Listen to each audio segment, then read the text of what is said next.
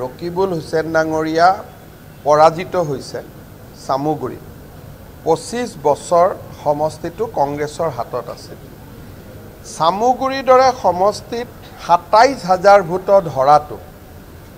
কংগ্ৰেছ দলৰ ইতিহাসৰ আটাইতকৈ ডাঙৰ কলংকিত অধ্যায় 27,000 ভোট চামুগুৰিৰ দৰে সমষ্টিত হৰাটো এইটো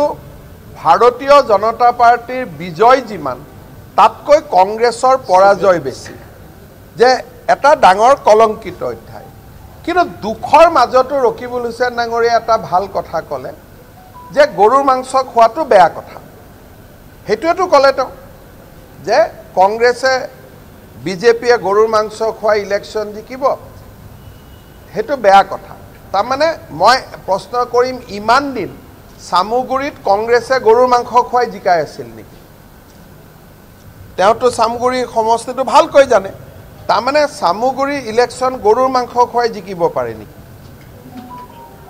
মই ৰকিবুল হুছেইন ডাঙৰীয়াক কম যে গৰুৰ মাংসটো বেন কৰিব লাগে তেওঁৱে যিহেতু ক'লে যে এইটো বেয়া বস্তু গতিকে মোক মাত্ৰ এখন লিখি দিয়ক ৰকিবুল হুছেইন ডাঙৰীয়াই না বিজেপিয়ে গৰুৰ মাংসৰ কথা ক'ব লাগে নে কংগ্ৰেছে গৰুৰ মাংস ক'ব লাগে অসমতে গৰুৰ মাংসটো একেদিনাই মই বন্ধ কৰি দিওঁ কোনেও খাব নালাগে লেঠা মৰি গ'ল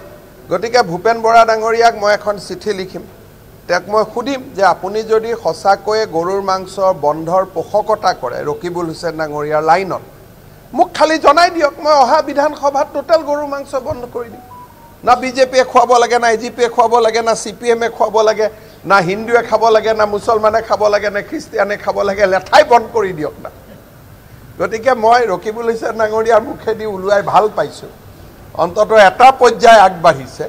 এটা দ্বিতীয় পৰ্যায়টো ভূপেন বৰাই ল'লে হৈ গ'ল হ'ব চাওক মই আগতে কৈছোঁ যে মন্ত্ৰীসভা সম্প্ৰসাৰণৰ বিষয়টো এনেকুৱা যে বৰাক উপত্যকাৰ পৰা এজন আমি ল'ব লাগে আৰু সেইজন আমি ডিচেম্বৰ মাহৰ ভিতৰত আমি ল'বই লাগিব কাৰণ বৰাক উপত্যকা প্ৰতিনিধিত্বহীন হৈ আছে বাকী খুব ডাঙৰ ৰিচাফুল হয় সৰু হয় এতিয়ালৈকে আমি চিন্তা কৰা নাই কাৰণ সংগঠন পৰ্বটোৰ ওপৰত এতিয়া আমাৰ গুৰুত্ব বেছি এই সংগঠন পৰ্বটো হৈ যাওক জানুৱাৰীত নতুন ৰাজ্যিক সভাপতি আহিব যোনেই নহওক যেনেকৈ নহওক সেই সময়ত কেনেকুৱা পৰিৱেশত সম্প্ৰসাৰণ হ'ব লাগে নালাগে আমি আলোচনা কৰিম কিন্তু বৰ্তমান বৰাক উপত্যকাৰ পৰা এজনক আমি ল'ব লাগিব 5 তাৰিখে আমাৰ কেবিনেটতো সিদ্ধান্ত হ'ব আমি কিছু ঝাৰখণ্ডত চাব যাম আমি ঝাৰখণ্ডলৈ 2-3টা বস্তু আমিও তাতে চাব যাম তো 5 তাৰিখে আমাৰ কেবিনেটতো সিদ্ধান্ত হ'ব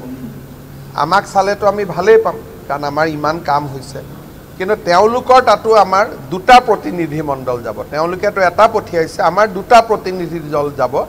2টা বিশেষ বস্তু চাবৰ কাৰণে গতিকে 5 তাৰিখে আমাৰ কেবিনেট হ'ব তাতে আমি সিদ্ধান্ত ল'ম ৰাজ্যিক পৰ্যায়ত সম্ভৱে নহয় ইমান ডাঙৰ ইলেকশ্যন মোৰ অতুল বৰা ডাঙৰীয়াৰ লগত ইতিমধ্যে কথা হৈছে ইলেকশ্যনত যিটো এলায়েন্স হ'ব সেইটো সমষ্টি পৰ্যায়ত হ'ব আগতেও তেনেকৈ হৈছিল এতিয়াও তেনেকৈ হ'ব